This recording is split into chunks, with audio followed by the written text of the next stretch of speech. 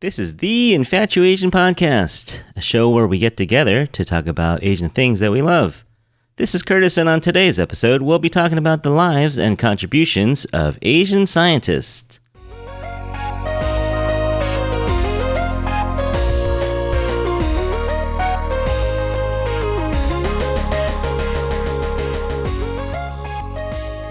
Hey everyone, just a quick note, post-recording, for some reason, the audio on this episode came out real crunchy, and I'm not exactly sure why. It might be Zoom, it might be our microphones, it might be something I did. But anyway, apologize for the kind of staticky sound we have on this episode. We're working on it. Don't worry, we're going to try to get better with every episode. But hopefully the content will make up for the audio quality. But thank you all for listening, and we'll talk to you soon.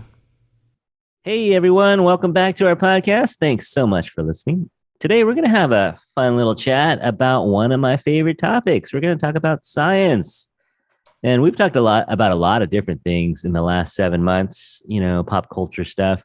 But today we're actually really going to talk about kind of my day job. We're going to talk about science and Asians' contributions and influence on science. And so that'll be super fun.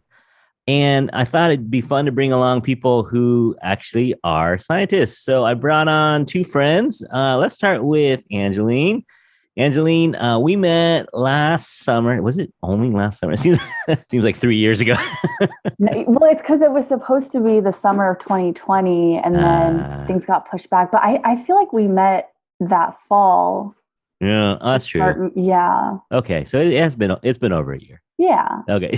we were doing a summer program with some high school kids here in San Francisco, and Angeline is a scientist with UCSF. She is a second year PhD student in the Department of Stem Cell Biology.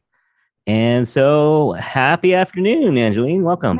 Thanks for having me, Curtis. Thanks for giving up your beautiful sunny afternoon in San Francisco. Oh no, I got to do some fun stuff earlier today, so I'm a homebody. I love being at home. This is a great excuse for me to be like, I'm not free Saturday night. So.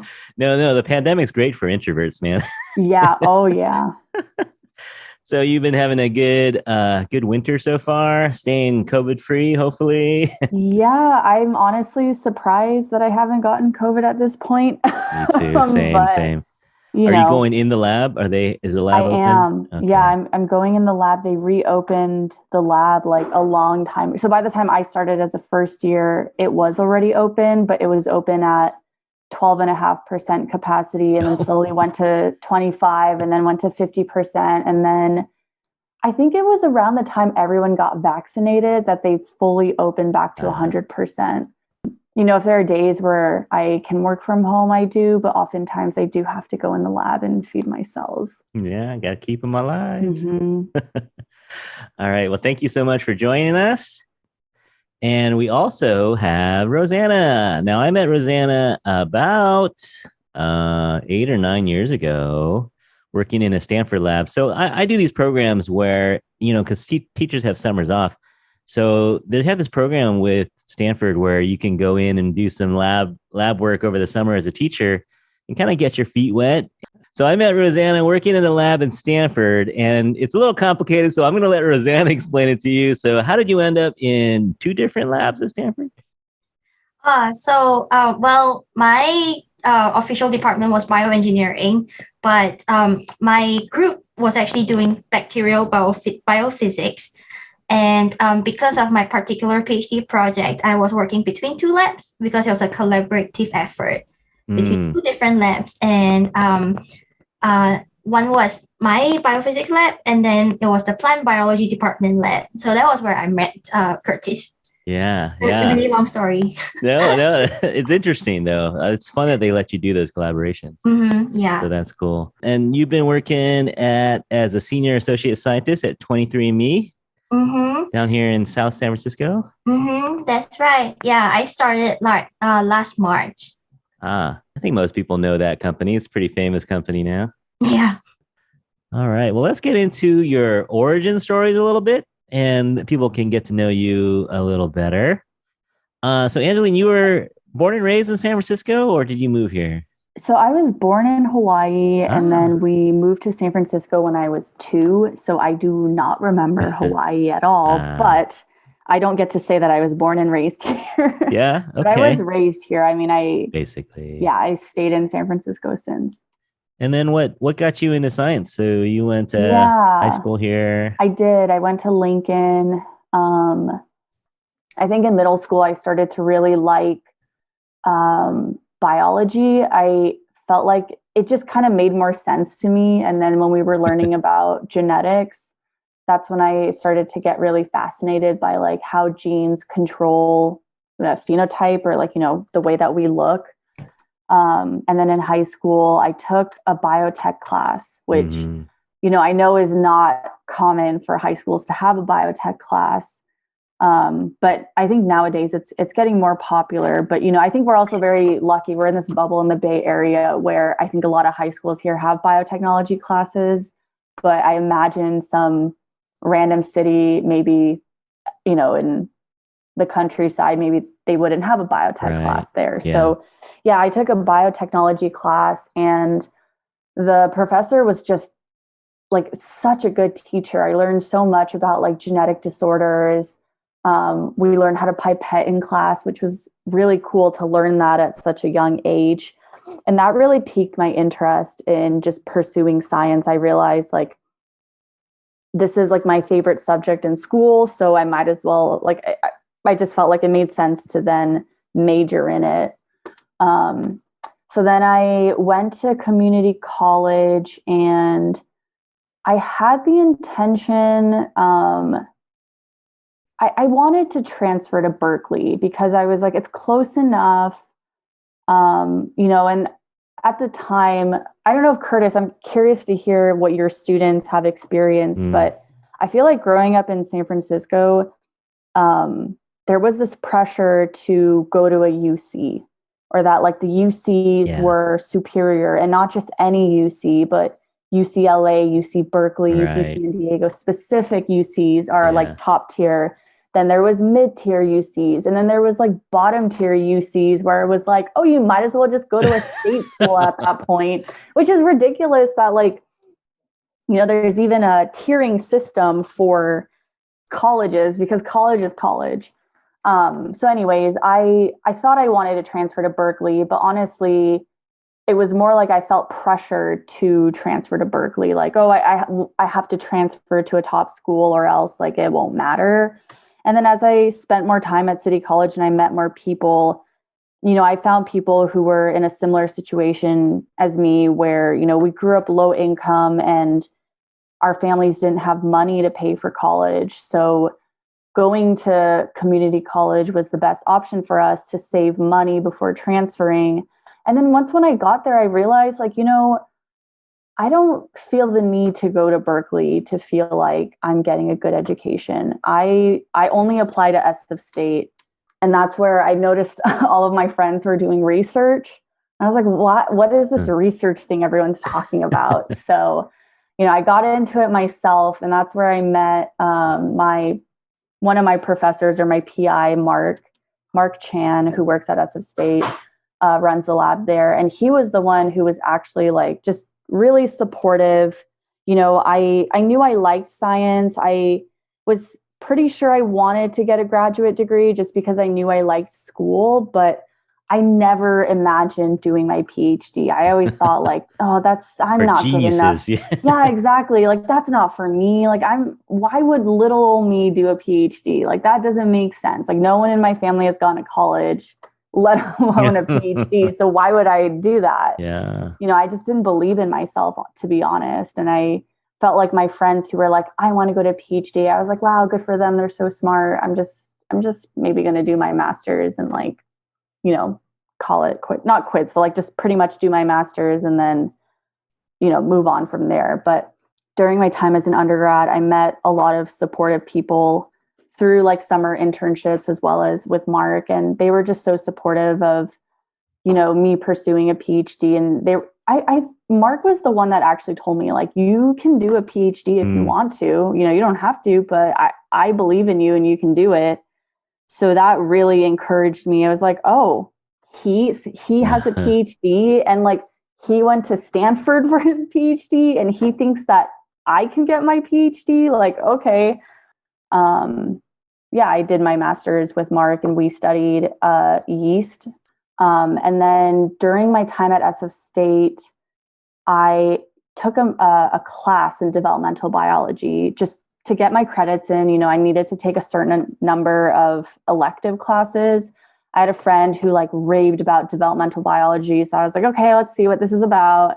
I took it and I was like, oh my God, this is so cool. Like, how do we go from a single cell to, you know, a human being, like a baby, an adolescent, and then, you know, an adult, and then like a senior person? Like it just blows my mind that. So like I have this overall interest in just like how cells make decisions and how they seemingly know what to do. And then when they don't know what to do, that's when we can see like diseases arising, or like cancer, and where cells, you know, become rogue and start not listening to other cells. And all of that stuff has fascinated me since taking more classes at SF State. So that's kind of how I ended up in this program at UCSF, where it's developmental and stem cell biology, which was just like the perfect mix of two topics I'm really interested in. And I'm in a lab where we do a little bit of both, where, you know, we take our stem cells, we derive them to certain cell types and then study those cell types, or we can take our stem cells and then figure out, okay, I want to get from point A to point B. How do I do that? What do I need to add? How do I mimic what goes on in our body to get to my goal of this cell type? So I feel like I ended up in like the perfect lab. Here I am now. No, that's great. Yeah. Thanks for sharing, Angeline. Yeah, of course. We're gonna let's talk to Rosanna. So you had a little longer trip getting here to the Bay Area. Born in Singapore. Born in Hong Kong, actually. Oh, born in Hong Kong. Yeah. And then when did you move to Singapore? When I was 4. Okay, so one of those born somewhere but raised mostly in Singapore. Yeah. And then high school. What's high school like in Singapore? Is it more rigorous? Is it more focused than we are here in the States? Like, do you almost choose a major in high school, or is it still you take a little bit of everything? I would say more of the former, because starting actually middle school, well, your middle school and high school system's a little bit different from ours, but starting at 15 years old, you kind of choose your track. So there's like science track, arts track, and economics track. So from 15, I was already on the science track, and that went into high school, which was 17, 18 years old for me. So yeah, actually, that's actually really crazy to think about. Did you know before that, even like when you were like a little kid, did you know science was going to be something you wanted to do? Yeah, I think from probably elementary school. Yeah, I was always gonna be either a doctor or a scientist. Yeah, my aspirations growing up was to be a Egyptologist, archaeologist, or a marine biologist. Yeah, and that was elementary school. Oh, that's insane. I don't even think I knew how to say archaeologist in elementary school. I got a lot into like dinosaurs and like fossils and Egyptian culture, Mayan, stuff like that. Wow. Because the mummies. Yeah, mummies. My dad bought me this encyclopedia series. Through the, you know, like the salesman knock on the door and then sell you a bunch of like stuff. And my dad was like, oh, let's buy her all this educational stuff. And like I basically read those encyclopedias from like front to back multiple times. And like I would be like the nerd in school who would bring science books to class to like read during free hours. Yeah, it was an interesting time. So you're in high school, or what we call maybe middle school, high school, and you're focused. And then, so were you thinking at this point? Are you thinking staying in Singapore or moving abroad? Yeah, I would say that by last year of high school, I had thought about moving abroad because I personally felt a little bit stifled by the system. So I wanted to gain more world experience. Not world, sorry, life experience. I wanted to see the world. Yeah. One of my other dreams was to be a travel writer and photographer. Wow. And what was really nice was when I was in high school, the Singapore government started this program called a scholarship program for science. And they would essentially sponsor students to go get their bachelor's and PhDs and pay for everything, really. And then only ask for you to return to Singapore after that and work a number of years for them in return for the investment. Obviously, the government had to gain from that because it would be like bringing back talent. As they were building up the industry. But that was a really good opportunity for me because, like Angeline, I came from a low-income family. There was no way I was going abroad. So yeah, I feel really blessed that I got that opportunity. And you ended up in London, Imperial College London? Yeah, going to London was a very conscious choice because I knew I could do bachelor's and PhD. And I heard that PhD was better in America. So I was like, well, then I'll just go to Europe. And I really like England. So I was like, oh, I'm just going to go to London. And I knew nothing of really? Like what the good schools were. Because like my parents again like didn't go to college. Yeah, like no one in I'm the first college degree holder in my I didn't know that about you guys. Yeah, it's crazy. So I basically just went to school fairs and asked around. And I got word that Imperial College London was the best engineering school. So I'm like, okay, well, I'll just apply to that school. Yeah, and I'm just really lucky that I got in. Yeah. Well, I have a feeling you're probably pretty good at school. So you get in and you were doing life science, or were you doing more physical science? I was doing biomedical engineering. I got a biomedical engineering degree, which was also like, I think I was the third or fourth class in the college. Like it was a really new subject. And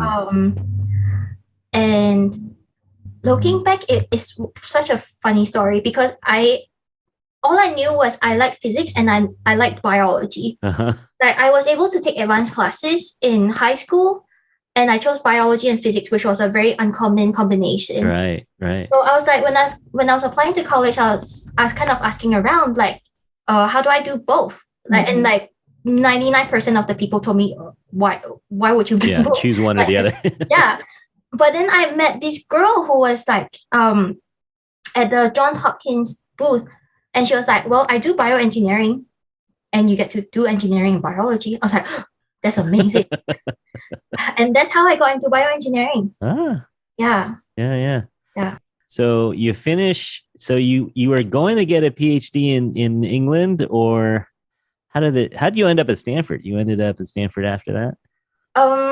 Well, I wanted to do my PhD in the US. So and back then I was with my boyfriend of that time, and we were doing long distance. So we're like, let's not do long distance anymore. Let's choose a school where you can do CS and I can do bioengineering. So the two schools end up being Stanford and MIT. And I chose Stanford because when I visited MIT, the weather was horrid. And then I went to Stanford and the weather was amazing. It's really nice. Yeah. And my PhD advisor, whom I interviewed with that day, was amazing as well. So yeah. So fun journey. So you're still kind of journeying, but you went into the private sector. You're working at 23andMe, and you're doing work with antibodies. Correct. Yeah. Between private sector and PhD, I did a postdoc in Singapore, and then I came back to the US to be with my now fiance. And I worked first at a 10% company doing antibody discovery and production. Then I switched over to 23andMe, and now I'm doing antibody engineering, which is a little bit different because after the discovery phase, we try to make antibodies better to have more enhanced effects in the human body. Ah, Yeah. neat. And I mean, everyone now is talking about antibodies. Antibodies are yeah. super important, turns out.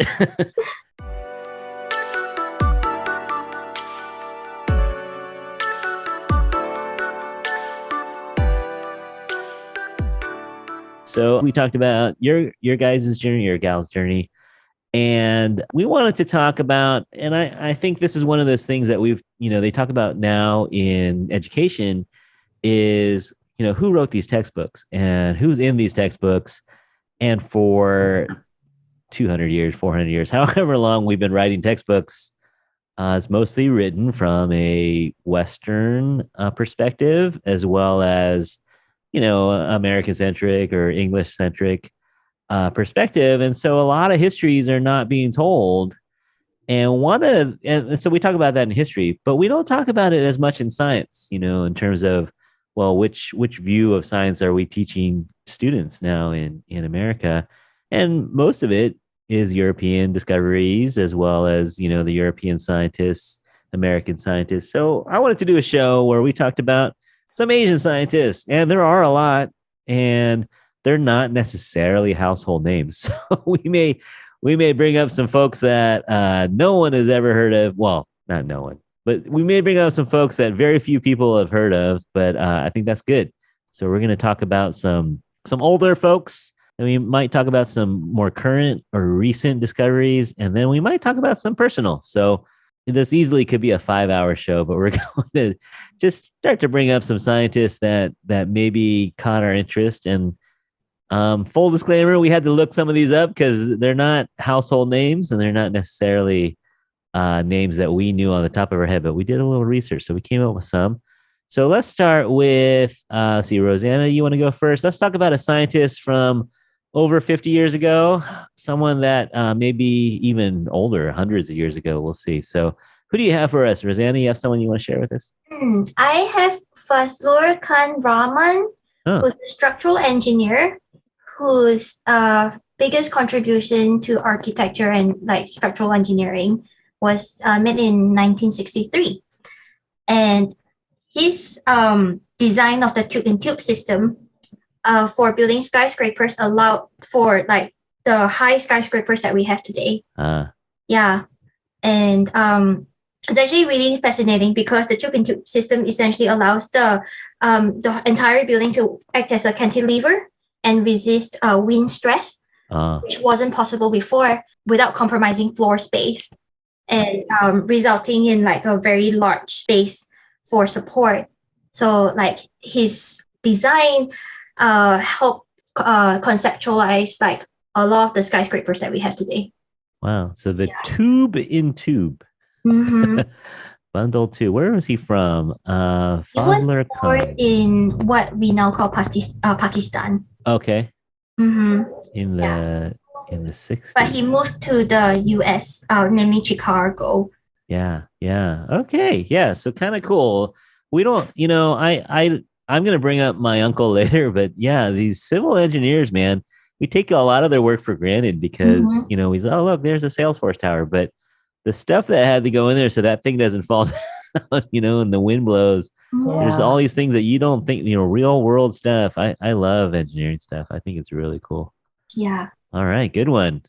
I'll go with one, Angeline, then we'll come back to you. How about that? Yes. Yeah. I found one in the meantime. Okay. But you can go first. I'm going to share. So this is one name that actually is in the textbook. And I remember feeling pretty proud about this when I was studying biology. I was kind of like, hey, that's an Asian name in a textbook. But one thing that they don't tell you, okay, so the name is Okazaki. So anyone who has studied biology, DNA replication, you know of these things called Okazaki fragments. And it basically is the idea that when DNA replicates itself, one of the strands has to kind of go in fragments, kind of going backwards. And this Okazaki discovered that. But one thing you don't know is that they were a husband and wife team.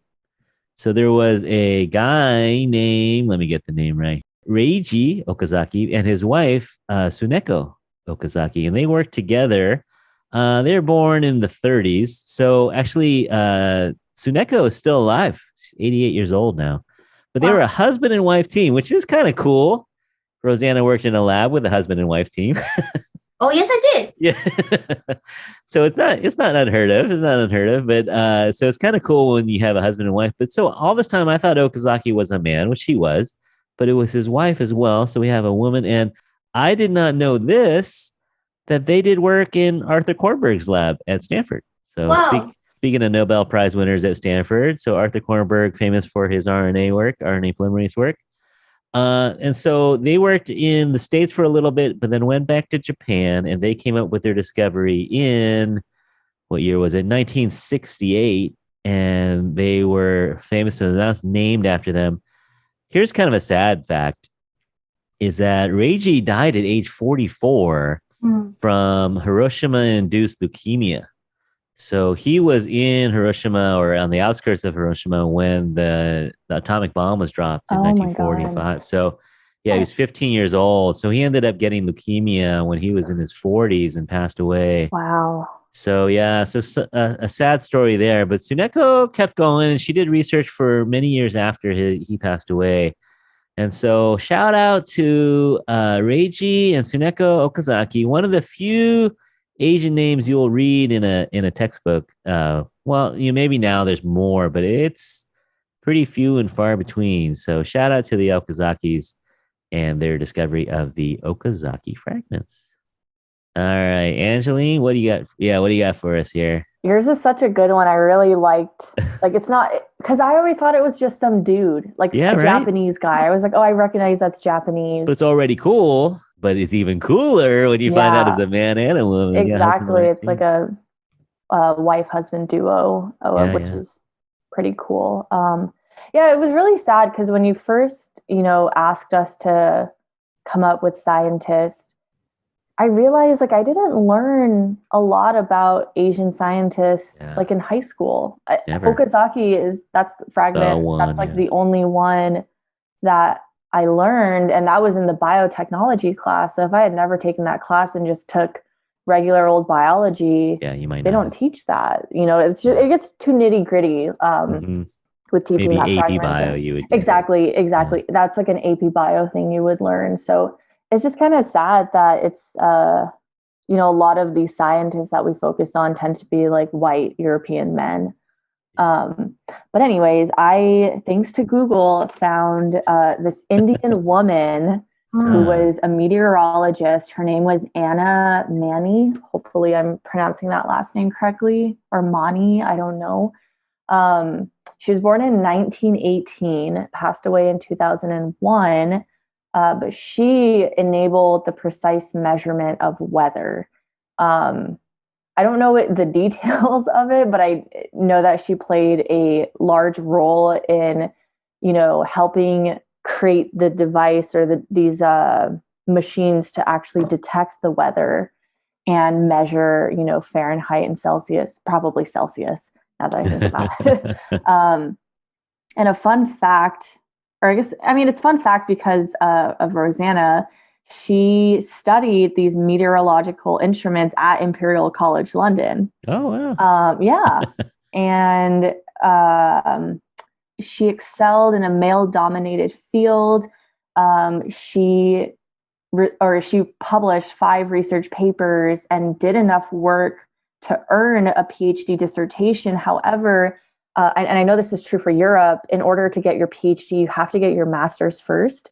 That's not true in the United States. You can go straight from bachelor's to PhD, but because she didn't have a master's, they didn't award her with her PhD. But Mm. that didn't stop her. She continued working and designing on meteorological instruments. She even helped create a device that detects like the ozone and radiation, and started a company to manufacture these devices. So, we click on our phone to look at the weather, and I'm Uh-huh. sure a lot of that has come from the scientist, Anna.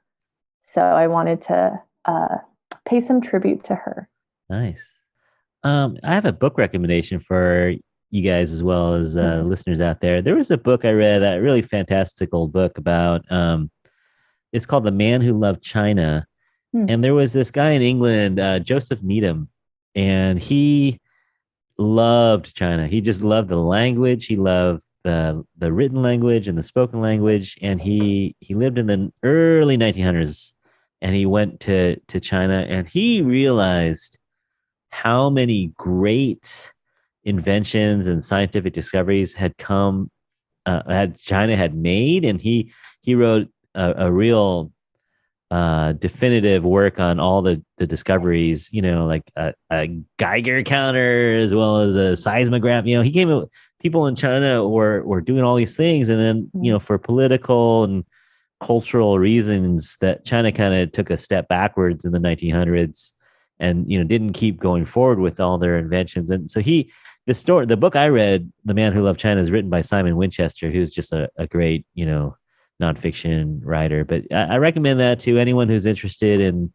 knowing a little bit more about China, as well as this guy Joseph Needham, who documented a lot of the discoveries that China had made in the 15, 16, 1700s, hundreds and hundreds of years before even some of these things were invented in the West. So kind of an interesting book about a guy who wrote a book about China. Definitely recommend that to you.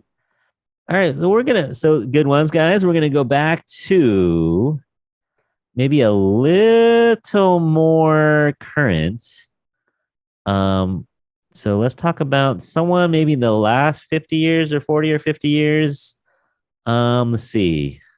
Who wants to go first? Rosanna, you want to go first again? Sure. Yeah, I wanted to highlight a female scientist this time. Her name is Flossie Wong Stahl. Hope I didn't butcher her name. But she has been instrumentative in a lot of retrovirus research.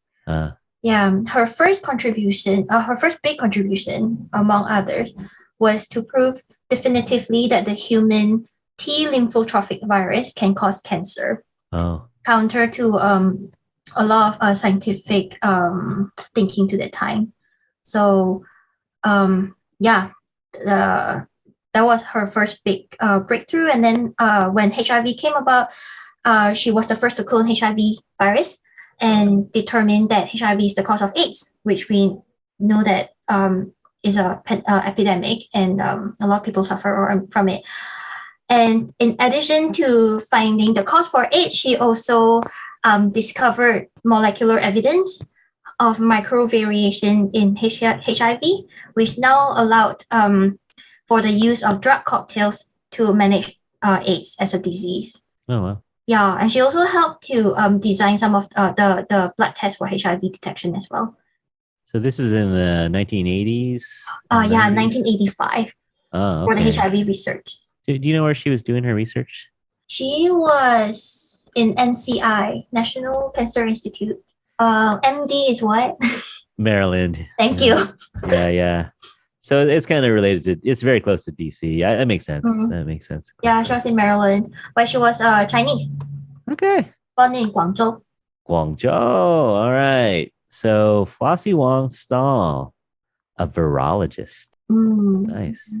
And those folks are rock stars right now, right? Anyone who's working on viruses right now, man. And irrelevant. Yeah, you guys are not old enough, but I grew up in the 70s and the 80s, and so I remember this mystery disease hitting San Francisco in the 80s, and it was just like, what is this thing? And we knew nothing about it, and it was another case where it was like we were making, even very educated scientific people were making statements that now we know were totally wrong, and they're just. And that's the nature of science, is that sometimes you base it on what you understand, but that can change, and so flashback to 2019, 2020, when information was coming out and people were making statements, and so there was a little bit of distrust of science, where it was like, hey, didn't you just say we didn't need to wear masks, and now we need to wear masks? But that's good that we learned. That's good. Sometimes it's good that we're wrong, because you can rule out stuff. So yeah, so HIV was another one of those case studies where it's like, okay, here's a mystery virus, and it took science a lot longer than it did now. Without the help of supercomputers and all the research that we had from these early virologists, we would never have a vaccine in 9 months. That's so impossible. Yeah. To have a vaccine in 9, 10 months, like that's ridiculous. And the fact that we did that, yay, scientists. So that's a good one. All right. I'm gonna, on the theme of COVID, I'm gonna talk about a Taiwanese born scientist named Peter Tsai. And he came to the US in the 80s and started working at Kansas State University, got a doctorate in material science. And I think he has like 20 patents and he's got some stuff. And he did a lot of work with this material that is called electrostatic. So it is attractive to both positive and negative charges. And so things floating around can stick to it.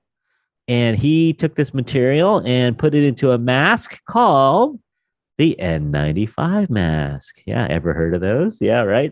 Now, I mean, 3 years ago, only maybe painters and construction workers knew about N95. But N95 is a high level mask that is not just a filter, but it is an electrostatic filter. So things that have any kind of charge will stick to it. So the 95 comes from the fact that 95% of stuff gets stuck to it. And so now it's the material that we see. You probably all own a little bit of N95 material. And so he was the one who was credited with inventing this mask in I believe it was the 80s. And then he came out of retirement in 2020 to continue to work on it, ways to decontaminate it so that you don't have to keep they are quote unquote disposable. But if there are ways that you can recycle it, it would save us from having to make so many and reduce shortages and stuff like that. So he kind of came out of retirement to continue to work on that. So hats off to you, Peter Tsai, for making a mask to keep us as safe as possible. You're never 100% safe. But yeah, the N95 mask, Taiwanese scientist, Peter Tsai.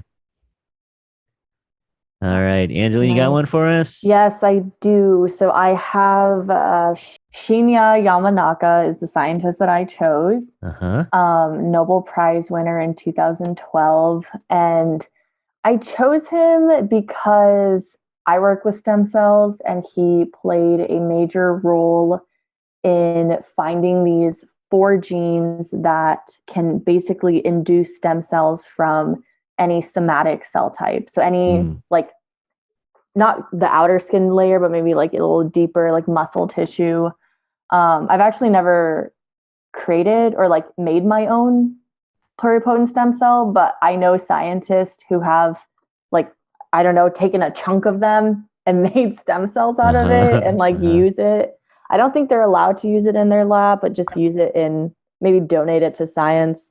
When you have stem cells, you can kind of keep them going in a dish so that you don't have to continually induce them from other cell types. But and he worked at UCSF in his postdoc. So I actually didn't know that. Yeah, I knew he held like an appointment or a professorship at UCSF, but I didn't realize he actually did his postdoc here in San Francisco and was living in the same city as us for, I don't know how long his postdoc was, but after his postdoc, he went back to Japan to become a professor and also run his own lab. And then it was there that he actually created or found these 4 magical genes that can create stem cells. Wow. So yeah, really big person in at least my field for sure. One of the most common trivia question is, what are the 4 Yamanaka factors? Oh. So yeah, we have that in our, like when we do recruitment, when we have retreats in our program, I feel like that's almost always a trivia question. So yeah, and he was also in San Francisco at UCSF, which is pretty cool. But now he stays in Japan. Love the Bay Area connection. Yeah. Look up Yamanaka factors. Yeah, I know. I always forget them. I'm like OCT4, SOX2, and then I never remember the other 2. But they are KLF? KLF4. Yeah, and CMYC, 4 factors. Nice. All right. I'm going to bring it home on this section, unless you guys have another one. I'm going to bring it home with the 2021 Nobel Prize winner in physics. He was in a team with Klaus Hasselmann and Giorgio Parisi, but I'm going to talk about Syokuro Manabe out of Japan. And this is amazing that these guys worked on this for so long, but he started doing work with the climate and changes in the climate in the 60s. And he made models of the atmosphere, and he developed just ways of looking at the atmosphere that no one had ever done before. And they started to notice, hey man, things are starting to change a little bit with the concentration of carbon dioxide.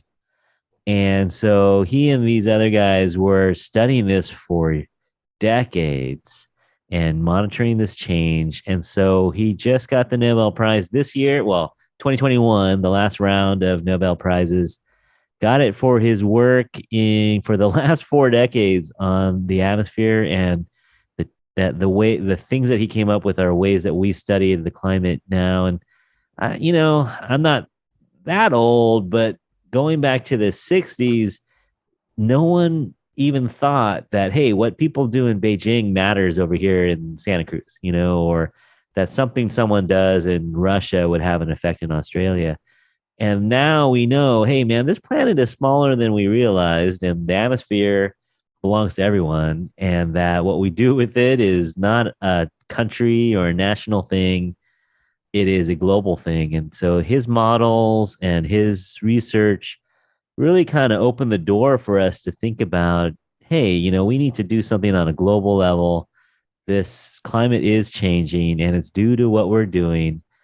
Okay, I know that not everyone out there believes in this stuff, but the data is there. So the data is there that he and his partners have shown that, yeah, we're changing, and that's why you have to do it for 40 years. Even in the last 40 years, let alone the last 150 years, we have made an impact on this thing that we all need to survive. And so, hats off to him. I think it's pretty cool that he is part of this. Let me see how old he is. He is 90 years old, born in 1931. So I'm glad he lived long enough to get the prize, and all of his hard work. He's gotten many other prizes in his lifetime, but yeah, top it off when you've had a good run when you hit 90 and you get a Nobel Prize. So that's pretty cool. Yeah. That's pretty cool. So Sukuro Manabe. So Suki, thanks, bud, for all you did for us.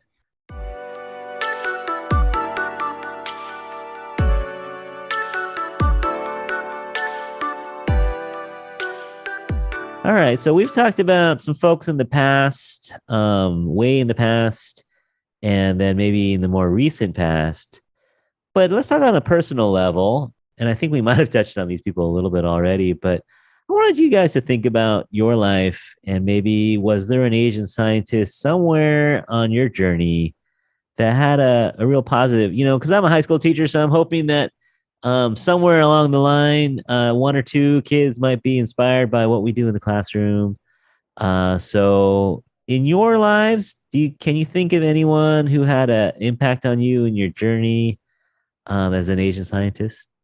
Yeah, I can go first. I mentioned mine in the previous episode, which is my PI at SF State, or my principal investigator, my professor, my boss, whatever you want to call it. I worked in his lab. Mark Chan at SF State had such a big impact in my life, especially because, my mom is very supportive, but she just had the lack of understanding exactly what I'm doing and why I'm doing what I'm doing. Like, explaining what I do to her is really hard.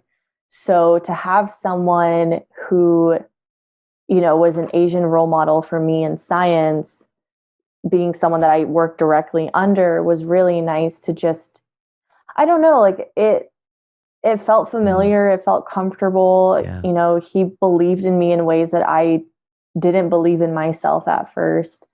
So was really impactful. And I really do attribute a lot of my success to having him as a mentor because, if I didn't cross paths with him and let's say I never joined a research lab or just kind of decided that research wasn't for me, I honestly don't know what I would be doing right now. It's kind of like one of those intersections at the right time, the right place, right person, that he came into your life. Yeah. And just, I met him in undergrad, joined his lab, and then stayed with him for my master's. And also, like, the lab was just really great. Like, he built a really great community within the lab as well. Like, we were all supportive of each other.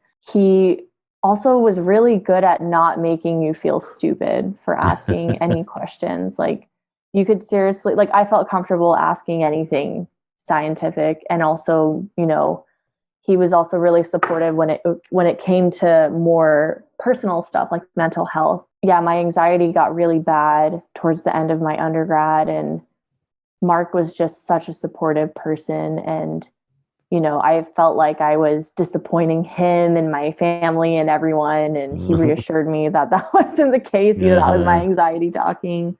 So just having someone being so supportive of both my scientific and my personal journey has been really, like, I'm just so grateful that I got to meet him. And it's not like we're far away from each other. I'm hoping to eventually go back to SF State, and I'm sure he's very proud of you. I think that's one of the that's, for me as a teacher, that's one of the best things, is when I hear, or at least someone says, hey, you had a part in my journey. Yeah. And that, it was a good time it was the right place, the right person, right time, that kind of paths cross. Yeah. Exactly. That's very cool.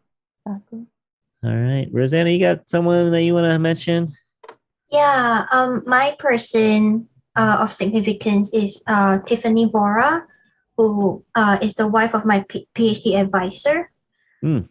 She has been a mentor to me since at least like midway through my PhD. She affected my life in so many ways because we both suffer through imposter syndrome and anxiety. And having an older woman who's also an Asian helped normalize it a lot. And like, I thought that I was the only person who was having trouble with my emotional state and mental state. So having that support was really helpful. But professionally, she was also really helpful because she helped to normalize my career path. Ever since undergrad, I've switched fields with every step of my career. Tiffany basically went through the same thing. And the fact that she is also successful at it, and also she shared her journey with me, really helped me feel okay with my many diverse interests. And helped me realize that, it's okay to like go pursue what you think is interesting at the time. Yeah, and she's just an inspiration because like after her PhD, she was an instructor in Egypt. Oh, wow. Where she also studied cat mummy DNA, which is like part of my dream. And she also went to the Arctic to help do research in the Mars lab. So it's like crazy.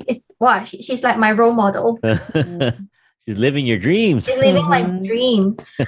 And like the fact that she did that and she's okay, it makes life a lot different for me, because like at the time I just see everyone go through like a singular path.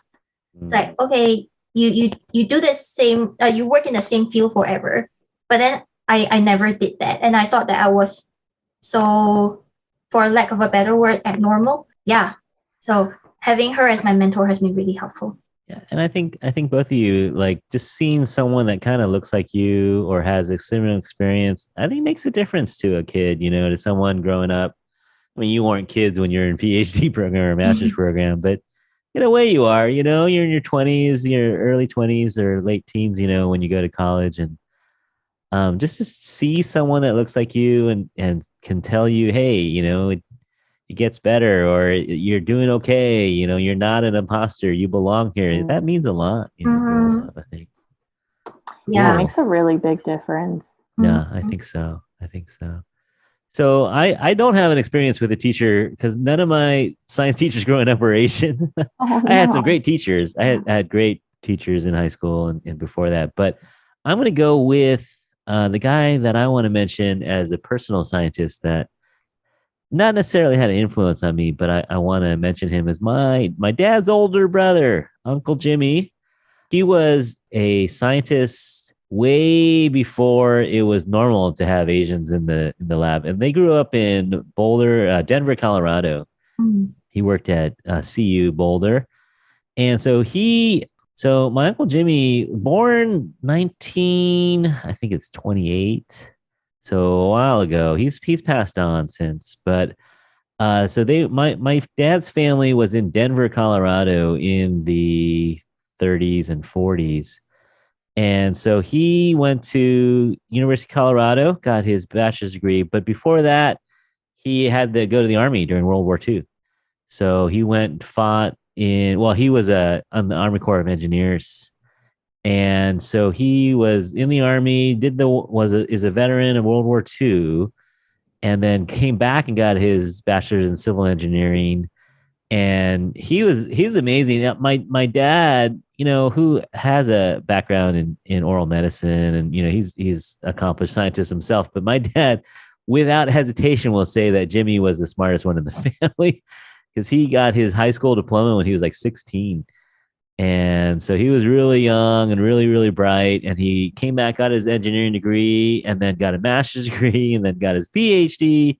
in engineering. And then he started teaching at the University of Colorado in Boulder and won several awards. And his thing was also reinforced concrete. So he was another one of those guys who has 75 publications on concrete. So if you look up James Chin concrete, his papers will come up. So he was way ahead of his time. And some sad stories is he was a senior class president at his high school in Denver, and they had their graduation party at a swimming pool, but it was a whites only swimming pool, so he couldn't go to the party because he was Oh my God. he was not white. Yeah, I know. This is in my family's lifetime, this is the way it was in America, right? Yeah. And even when he was in the army, he was thinking he would stay in the army and work for the Army Corps of Engineers. And they told him, you're not going to get far as an Asian male in this army. And so they said, well, you should probably go back to college. Wow. So he went back to college and he got his degrees. And then he did really well in the Department of Engineering. He won several awards and passed away young. He passed away really young. So I barely remember him, because one, he lived over there, and two, he passed away when I was a young kid. So shout out to Jimmy Chin of Colorado.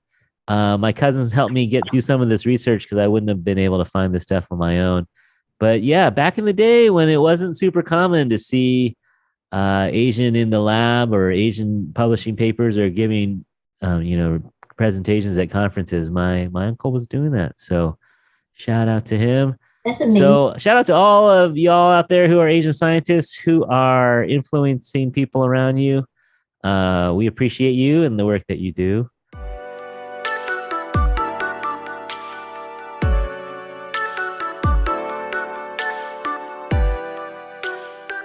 Thank you guys for chatting with me. Hopefully everyone out there learned about at least one scientist you hadn't heard of before. And, there are literally thousands more out there. Mm-hmm. So if you have a scientist that you want to tell us about, maybe yourself, that's fine. Let us know. Write to us at infatuasianpodcast@gmail.com.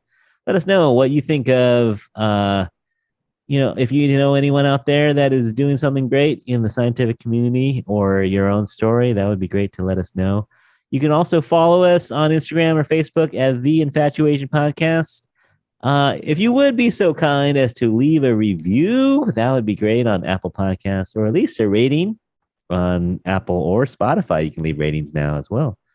So thank you all for listening out there. And thank you to my guests, Angeline and Rosanna. Thanks so much for coming by.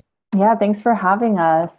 Yeah. My pleasure. Good luck in all that you're working on. And it's been fun catching up with you. I haven't seen either of you for a little while. Yeah.